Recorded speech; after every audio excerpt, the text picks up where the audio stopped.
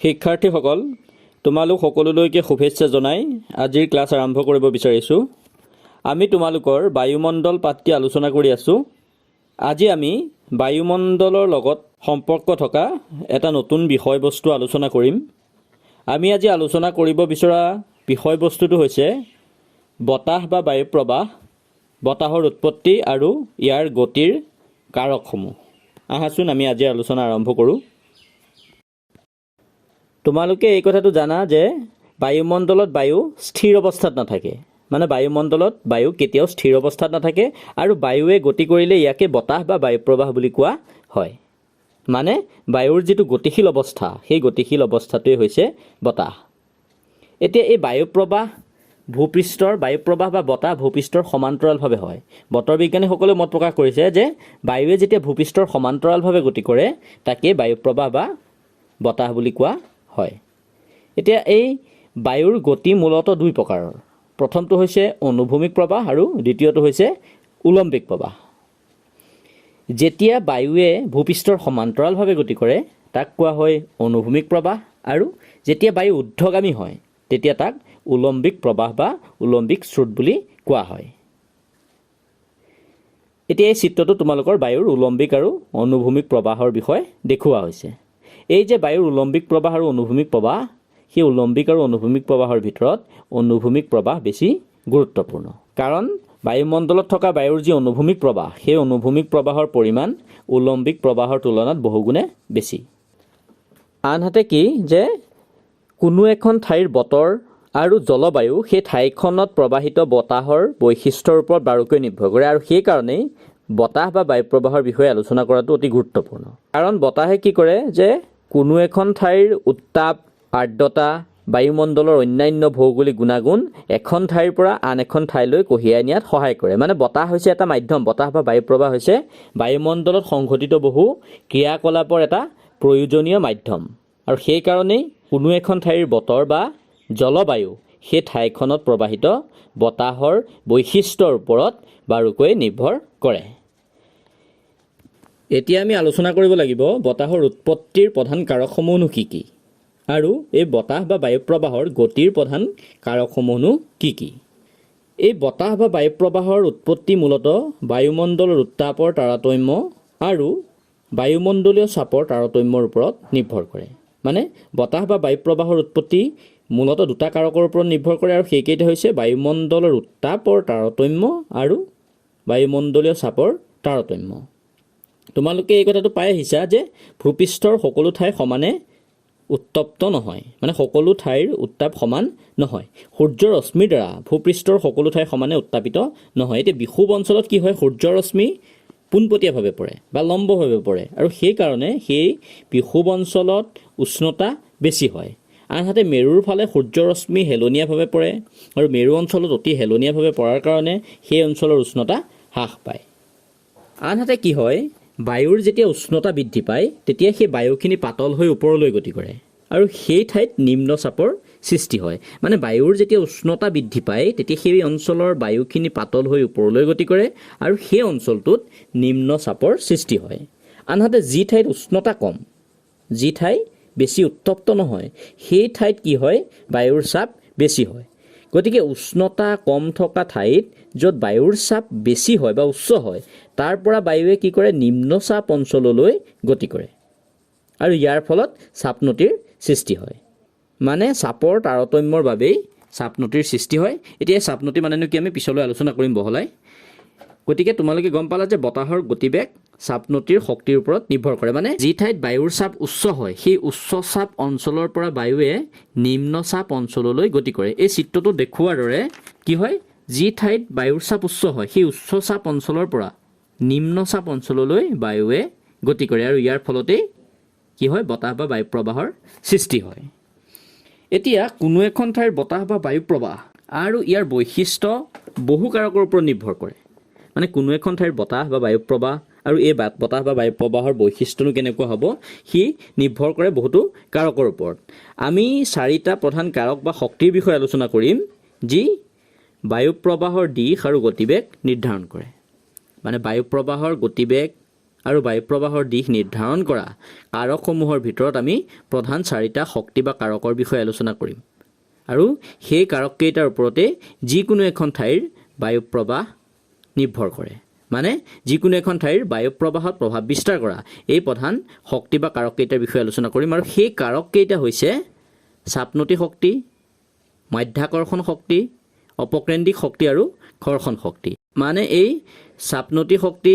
মাধ্যাকৰ্ষণ শক্তি অপকেন্দ্ৰিক শক্তি আৰু ঘৰ্ষণ শক্তিৰ ওপৰত যিকোনো এখন ঠাইৰ বায়ু প্ৰবাহৰ দিশ আৰু গতিবেগ নিৰ্ভৰ কৰে এতিয়া আহাচোন আমি এই 4টা কাৰক বা শক্তিৰ বিষয়ে বহলাই আলোচনা কৰোঁ প্ৰথমে আমি চাম চাপনতি শক্তি এতিয়া প্ৰথমে আমি জানিব লাগিব চাপনতি মানেনো কি যে দুখন ঠাইৰ মাজৰ বায়ুমণ্ডলীয় চাপৰ পাৰ্থক্যৰ যিটো হাৰ সেই হাৰটোকে চাপনতি বুলি কোৱা হয় মানে দুখন ঠাইৰ মাজৰ বায়ুমণ্ডলীয় চাপৰ যিটো তাৰতম্য বা পাৰ্থক্য সেইটোকে চাপনতি বুলি কোৱা হয় এতিয়া ভূপৃষ্ঠত থকা বায়ুমণ্ডলীয় চাপৰ পাৰ্থক্যৰ বাবে উদ্ভৱ হোৱা শক্তিয়ে মূলতঃ বায়ু প্ৰবাহৰ সৃষ্টি কৰে আৰু ইয়াকে চাপনতি শক্তি বুলি কোৱা হয় মানে ভূপৃষ্ঠত থকা বায়ুমণ্ডলীয় চাপৰ পাৰ্থক্যৰ বাবে যি শক্তিৰ উদ্ভৱ হয় সেই শক্তি হৈছে চাপনতি শক্তি আৰু সেই চাপনতি শক্তিয়ে বায়ু প্ৰবাহৰ সৃষ্টি কৰে এতিয়া কোনো এখন ঠাইত চাপনতিৰ বাবে সৃষ্টি হোৱা শক্তিৰ মান নিৰ্ভৰ কৰিব সেই ঠাই দুখনৰ মাজত থকা চাপৰ পাৰ্থক্য আৰু ঠাই দুখনৰ মাজৰ দূৰত্বৰ ওপৰত এতিয়া যদি দুখন ঠাইৰ মাজত চাপৰ পাৰ্থক্য বেছি হয় তেতিয়াহ'লে কি হ'ব চাপনতি বেছি থিয় হ'ব আৰু তাৰ ফলত বায়ু প্ৰবাহৰ গতিবেগ বেছি হ'ব কিন্তু যদি সেই ঠাই দুখনৰ মাজত চাপৰ পাৰ্থক্য বেছি থকা সত্ত্বেও যদি ঠাই দুখনৰ মাজত দূৰত্ব বেছি হয় তেতিয়াহ'লে সেই গতিবেগ আকৌ হ্ৰাস পায় গতিকে আমি কি গম পালোঁ যে চাপনতিৰ বাবে সৃষ্টি হোৱা শক্তিৰ মান নিৰ্ভৰ কৰিব সেই ঠাই দুখনৰ মাজত থকা চাপৰ পাৰ্থক্য আৰু দূৰত্বৰ ওপৰত এতিয়া দুখন ঠাইৰ মাজত যদি চাপৰ পাৰ্থক্য বেছি হয় তেতিয়াহ'লে বায়ু প্ৰবাহৰ গতিবেগো বেছি হ'ব আকৌ যিহেতু বায়ু সদায় কি হয় উচ্চ চাপ অঞ্চলৰ পৰা নিম্ন চাপ অঞ্চললৈ গতি কৰে কি হয় বায়ু উচ্চ চাপ অঞ্চলৰ পৰা নিম্ন চাপ অঞ্চললৈ গতি কৰে আৰু সেই কাৰণে সেই ঠাই দুখনৰ মাজত থকা চাপনতিয়ে বায়ু প্ৰবাহৰ দিশো নিৰ্ণয় কৰিব মানে বায়ু কোন দিশত প্ৰবাহিত হৈছে বায়ু কোন দিশত বলিছে বা বায়ু প্ৰবাহৰ দিশনো কোনটো সেইটো নিৰ্ধাৰণ কৰিব সেই ঠাই দুখনৰ মাজত থকা চাপনতিয়ে গতিকে কোনো এখন অঞ্চলৰ যদি আমি চাপনতি অধ্যয়ন কৰোঁ তেনেহ'লে সেই অঞ্চলটোত বিৰাজ কৰা বতাহৰ দিশ আৰু গতিবেগ সম্পৰ্কে আমি সহজে জানিব পাৰিম মানে এখন ঠাইৰ যদি আমি চাপনতি অধ্যয়ন কৰোঁ বা চাপনতিৰ বিষয়ে যদি আমি চাওঁ তেনেহ'লে সেই ঠাইখনত বিৰাজ কৰা বতাহৰ দিশ আৰু বতাহৰ গতিবেগ সম্পৰ্কে আমি সহজে জানিব পাৰিম এতিয়া কোনো এখন অঞ্চলৰ চাপনতি মান যদি বেছি হয় তেনেহ'লে তাত বতাহৰ গতিবেগ বৃদ্ধি হোৱাৰ উপৰিও তাত এক বায়ুমণ্ডলীয় অস্থিৰ অৱস্থাৰ সৃষ্টি হ'ব বা বিৰাজ কৰিব মানে কোনো এখন অঞ্চলত যদি চাপনতিৰ মান বেছি হয় তেতিয়াহ'লে সেই ঠাইত বতাহৰ গতিবেগ বেছি হ'ব বা বৃদ্ধি হ'ব গতিকে যেতিয়া বতাহৰ গতিবেগ সেই ঠাইখনত বৃদ্ধি হ'ব তেতিয়া সেই ঠাইখনত এটা অস্থিৰ অৱস্থা বায়ুমণ্ডলীয় অস্থিৰ অৱস্থাৰ সৃষ্টি হ'ব আনহাতে চাপনতিৰ মান যদি একেবাৰে কম হয় সেই অঞ্চলটোত বায়ু প্ৰবাহ বা বতাহৰ গতিবেগ শূন্য হ'ব আৰু যদি বায়ু প্ৰবাহ বা বতাহৰ গতিবেগ শূন্য হয় তেনেহ'লে সেই অঞ্চলটোত বায়ুমণ্ডলীয় অৱস্থা শান্ত হ'ব গতিকে আমি কোনো এখন অঞ্চলৰ চাপনতি অধ্যয়ন কৰিলে সেই ঠাইখনৰ বতাহৰ দিশ আৰু গতিবেগৰ লগতে সেই ঠাইখনত বায়ুমণ্ডলীয় অৱস্থাটোনো কেনেকুৱা সেই কথাটো আমি জানিব পাৰিম এতিয়া আমি চাম কোনো এখন ঠাইৰ বায়ু প্ৰবাহত প্ৰভাৱ বিস্তাৰ কৰা অন্য এটা শক্তি বা কাৰক মাধ্যাকৰ্ষণ শক্তিৰ বিষয়ে তোমালোকে জানা যে পৃথিৱীৰ মাধ্যাকৰ্ষণ শক্তিৰ বাবেই বায়ুমণ্ডল স্তৰটো বা বায়ুমণ্ডলটো পৃথিৱীৰ গাতে লাগি আছে এতিয়া এই বায়ু প্ৰবাহৰ ক্ষেত্ৰত প্ৰত্যক্ষভাৱে পৃথিৱীৰ মাধ্যাকৰ্ষণ শক্তিৰ কোনো ভূমিকা নাই যেন যদিও লাগে তথাপিতো সূৰ্যৰ দৰে পৃথিৱীৰ মাধ্যাকৰ্ষণেও বায়ু প্ৰবাহত এক চালিকা শক্তি হিচাপে কাম কৰে এতিয়া এই যে বায়ুমণ্ডল স্তৰটো সেই বায়ুমণ্ডলখনক পৃথিৱীৰ মাধ্যাকৰ্ষণ শক্তিয়ে ধৰি ৰাখিছে আৰু লগতে বায়ুৰ ওজন বা চাপ মূলতঃ মাধ্যাকৰ্ষণ শক্তিৰ ওপৰতেই নিৰ্ভৰ কৰে মানে বায়ুৰ ওজন বা বায়ুৰ চাপ মাধ্যাকৰ্ষণ পৃথিৱীৰ মাধ্যাকৰ্ষণ শক্তিৰ ওপৰতো নিৰ্ভৰ কৰে এই মাধ্যাকৰ্ষণ শক্তি কি হয় উচ্চতা বৃদ্ধিৰ লগে লগে হ্ৰাস পায় উচ্চতা বাঢ়ি গ'লে মাধ্যাকৰ্ষণ শক্তি হ্ৰাস পায় সাগৰ পৃষ্ঠৰ পৰা যিমানেই উচ্চতা বাঢ়ি যাব সিমানেই মাধ্যাকৰ্ষণ শক্তি কমি যাব আৰু মাধ্যাকৰ্ষণ শক্তি কমি যোৱাৰ লগে লগে কি হয় বায়ু পাতল হয় আৰু বায়ুৰ চাপ হ্ৰাস হয় গতিকে বায়ুমণ্ডলত উচ্চ চাপৰ পৰা নিম্ন চাপলৈ এক উলম্বিক বায়ু প্ৰবাহো চলি থাকে মানে কি হয় যে যিমানেই উচ্চতা বাঢ়ি যাব সাগৰ পৃষ্ঠৰ পৰা যিমানেই উচ্চতা বাঢ়ি যাব সিমানেই মাধ্যাকৰ্ষণ শক্তিৰ পৰিমাণো কমি আহিব আৰু মাধ্যাকৰ্ষণ শক্তিৰ পৰিমাণ কমি অহাৰ লগে লগে বায়ু পাতল হ'ব আৰু বায়ুৰ চাপ হ্ৰাস পাব আৰু সেইকাৰণে কি হ'ব বায়ুমণ্ডলত উচ্চ চাপৰ পৰা নিম্ন চাপলৈ বায়ুৰ এক উলম্বিক বায়ু প্ৰবাহো চলি থাকে তোমালোকে জানা যে পৃথিৱীৰ ভৈয়াম অঞ্চলত উচ্চতা কম কিন্তু পৰ্বত অঞ্চলত বা পাহাৰীয়া অঞ্চলত কি হয় উচ্চতা বেছি আৰু সেইকাৰণে কি হয় ভৈয়াম অঞ্চলত উচ্চ চাপৰ সৃষ্টি হয় আৰু পৰ্বত অঞ্চলত নিম্ন চাপৰ সৃষ্টি হয় আৰু সেই ভৈয়ামৰ পৰা পৰ্বতলৈ মানে উচ্চ চাপৰ অঞ্চলৰ পৰা নিম্ন চাপ অঞ্চললৈ বায়ুৰ প্ৰবাহ এটা চলি থাকে গতিকে পৃথিৱীৰ মাধ্যাকৰ্ষণ শক্তিয়েও বায়ু প্ৰবাহত এক চালিকা শক্তি হিচাপে কাম কৰে লগতে অন্যান্য শক্তিৰ লগতে মাধ্যাকৰ্ষণ শক্তিৰ বাবে এখন ঠাইৰ পৰা আন এখন ঠাইলৈ প্ৰবাহিত বায়ুৰ গতি সম্পূৰ্ণ সৰল ৰৈখিক নহয় কিছু বক্ৰাকাৰ হোৱাও দেখা যায় গতিকে আমি গম পালোঁ যে এই মাধ্যাকৰ্ষণ শক্তিৰ ওপৰতো বায়ু প্ৰবাহৰ দিশ বা গতি নিৰ্ভৰ কৰে মানে যি ঠাইত উচ্চতা বেছি সেই ঠাইত মাধ্যাকৰ্ষণ শক্তি হ্ৰাস পায় আৰু মাধ্যাকৰ্ষণ শক্তি হ্ৰাস পোৱাৰ বাবে সেই ঠাইৰ বায়ু পাতল হয় আৰু বায়ু চাপ হ্ৰাস পায় গম পাইছানে গতিকে উচ্চ চাপ অঞ্চলৰ পৰা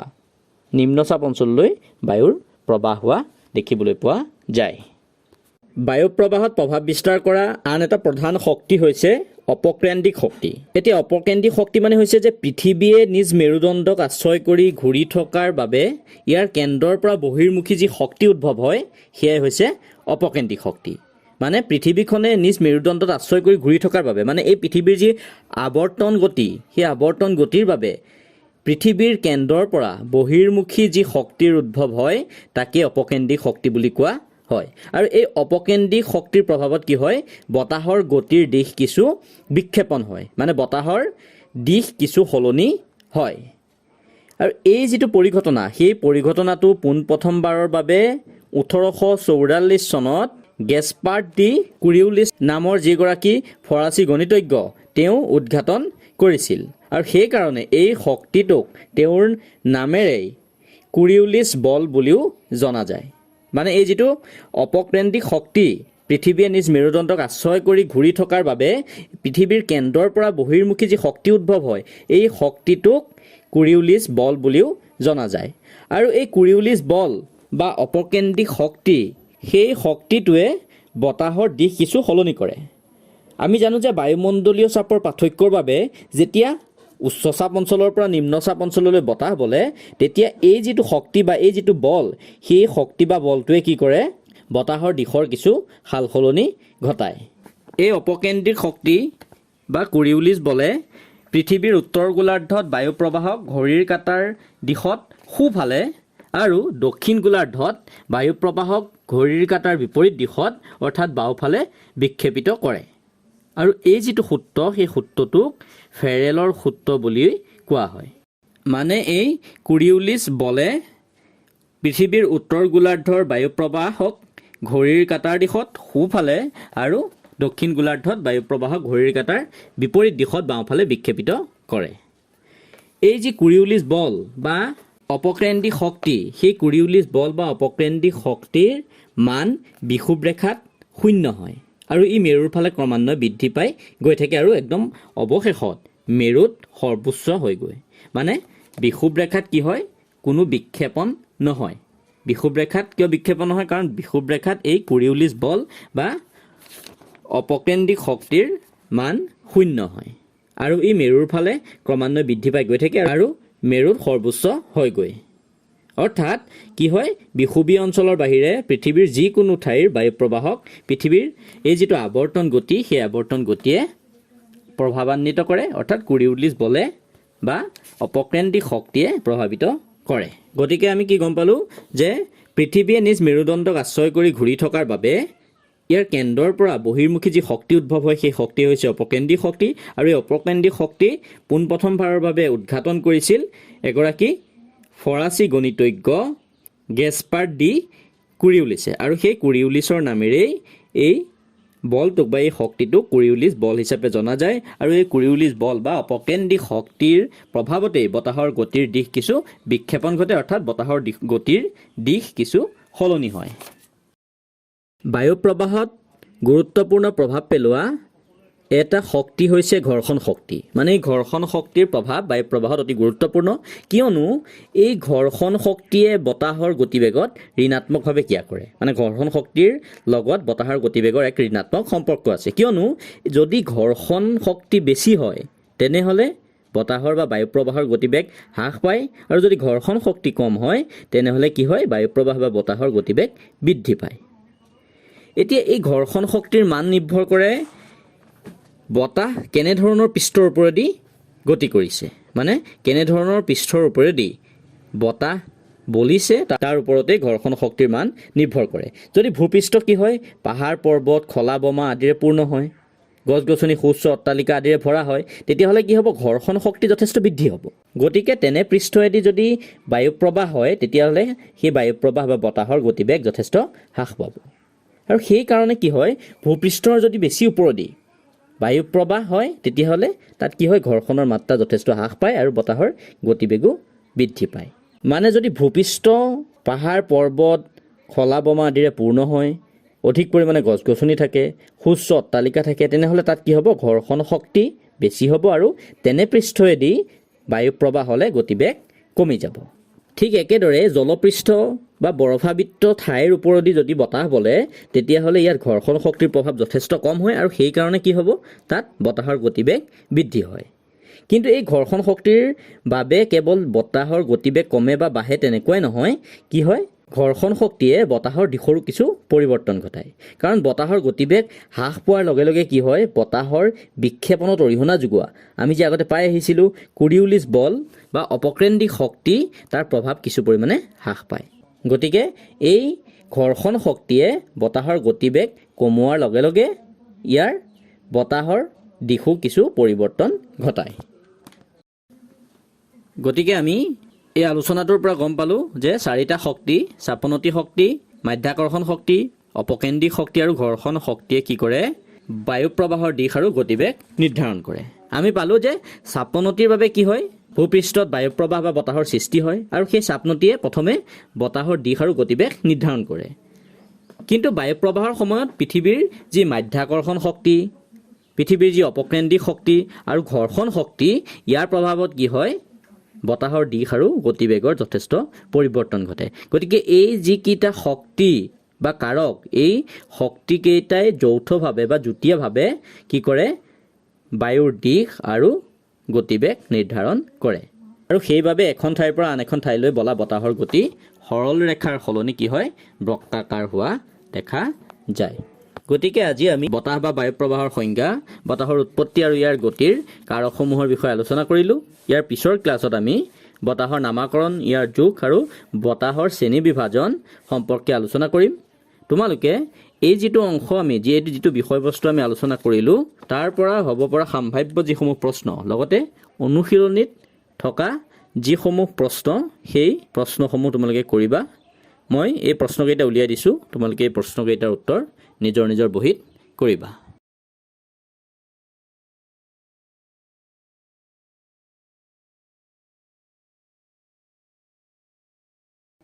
ধন্যবাদ।